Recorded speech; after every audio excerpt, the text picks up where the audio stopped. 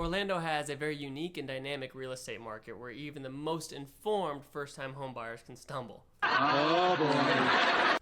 I got the top 5 biggest mistakes to avoid as a first-time homebuyer in this video for you. I'm Nate Samson. I'm a realtor with Robert Slack, and my team and I help people just like you each and every single day move to Orlando, Florida.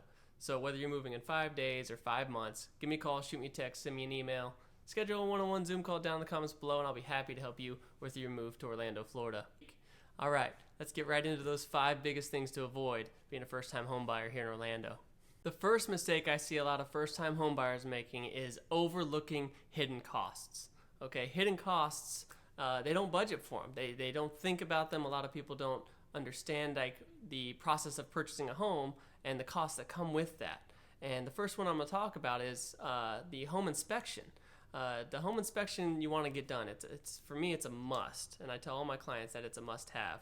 But what comes with that home inspection is sometimes those inspectors will miss something. So after you purchase the home and you get in there and you're so happy and everything, and all of a sudden something goes out and you're going to need to repair that. So you want to set aside a budget for any missed items that an inspector might miss that you're going to have to repair, or minute home repairs after you move into the home. Another hidden cost that I see a lot of people not thinking about would be the appraisal gap. And an appraisal gap is whenever you purchase a home for X amount, but the appraisal comes in lower than that. There's a gap there. And your options are either A, renegotiate with the seller to close that gap and take care of it, or B, cover that cost yourself. So depending on what your plan is and what's right for you and your family, you got to consider that appraisal gap whenever purchasing your home. This next one I have for you right here is not looked into enough, from my personal opinion, for first-time home buyers, is HOA fees. Now, HOA fees cover a wide variety of things, such as community pools, pool maintenance, lawn maintenance, cable and internet. You have a lot of things that HOA fees will cover, but most importantly, they range greatly in price from super high to none at all.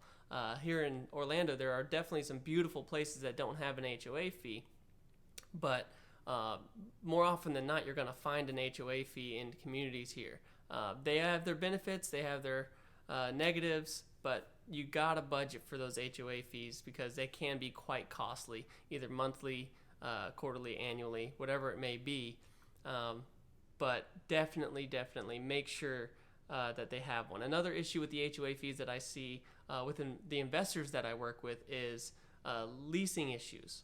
Sometimes there's a restriction on the community about leasing issues because of the HOAs. Like you have to own the home for a year before you're able to lease it out. So just make sure if that's the route you're going with investing that you're going to want to look into HOA fees. Another hidden cost that you might overlook is homeowners insurance. Homeowners insurance rates vary greatly depending on the size of your home, the type of your home, the location of your home. So definitely need to look into those rates and budget for those accordingly.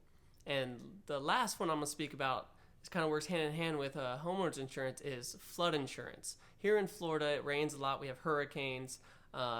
Depending on where you're at and where you're located, make sure that you're not in a flood zone. And if you are, you're okay with it and have flood insurance here in the state of Florida. So those are some of the hidden costs that can be overlooked from first-time home buyers. The second biggest mistake you're going to want to avoid is rushing into a bidding war.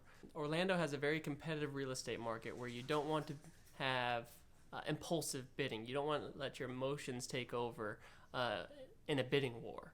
It can be very ugly, very nasty, very expensive. So set a realistic budget, stick to that budget, even if it means missing out on your potential dream home, because it will save you in the long run. We have to stick to our budget, okay?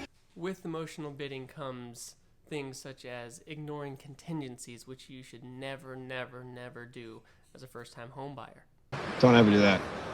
Contingencies leads to removal of inspection, which I'll never tell my clients to do. It also financing approval. You want to make sure that's in your contract as well.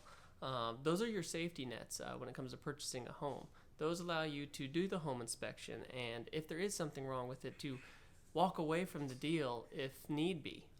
Without those, if you take those away because you're emotionally bidding, it's going to hurt you way more than winning your dream home if it ends up having some issues that you just don't know about or don't find that a typical home inspection could find for you.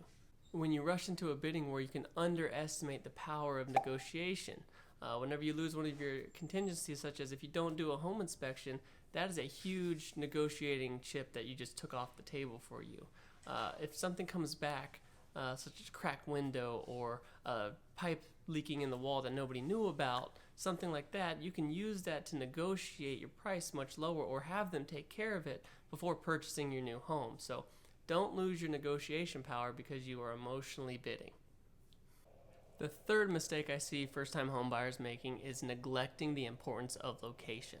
Location is everything, right? As the saying goes, it's location, location, location. So whenever you are looking to purchase your first home, really look into where it is located and what is around it, and some other things that you're going to want to look into, especially in Orlando, is tourist traps. On the west side of Orlando is all the theme parks, and if that's your scene, excellent. But you got to know when it comes around the theme parks, you're going to have a lot of traffic, a lot of congestion.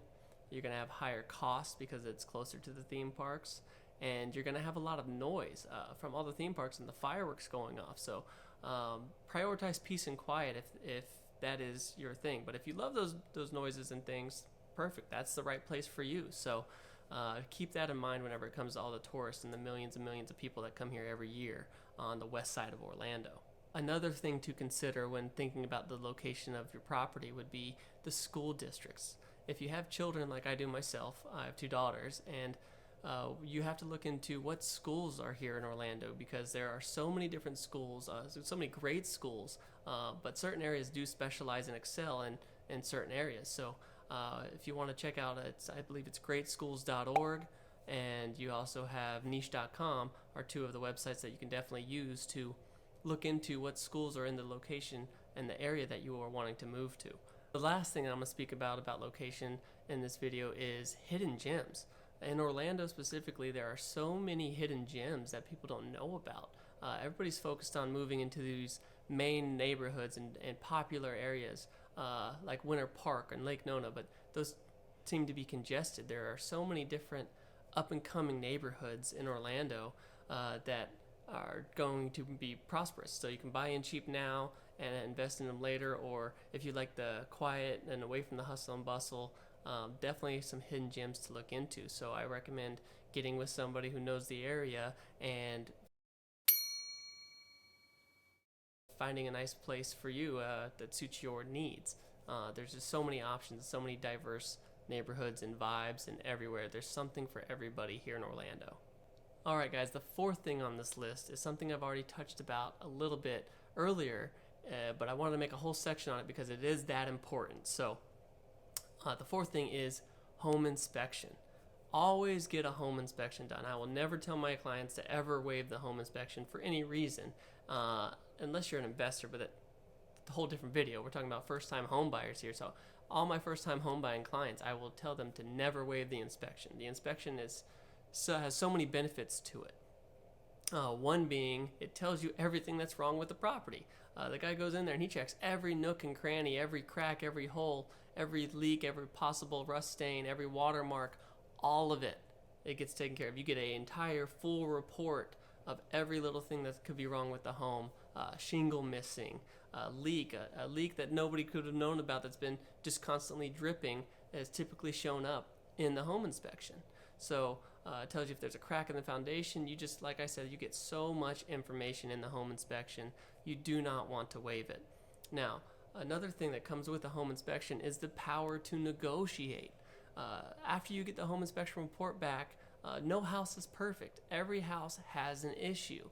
Old house issues. Oh my God. So whenever you get the home inspection back, you can use that to negotiate either the price down or have something be replaced. If it has a cracked window or a leaky faucet that no one knew about, you can have them repair that before you purchase the home. So it gives you that power, and like I mentioned earlier, it gives you that safety net to walk away from the deal if there's something in that report that you don't want to deal with. Like if you think it's going to be a money pit to repair a lot of these issues that nobody saw this property having, you don't want to get caught in that. You want to be able to back out of that and back away from that and protect yourself.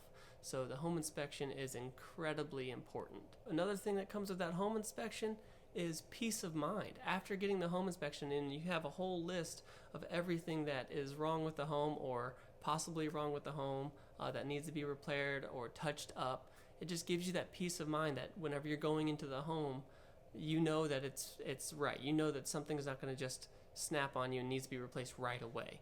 So definitely that peace of mind and comfort is something that you're going to want to have as a first-time home buyer moving into a new property. So never waive that home inspection, please. Never! Even if you're not working with me, don't waive the home inspection.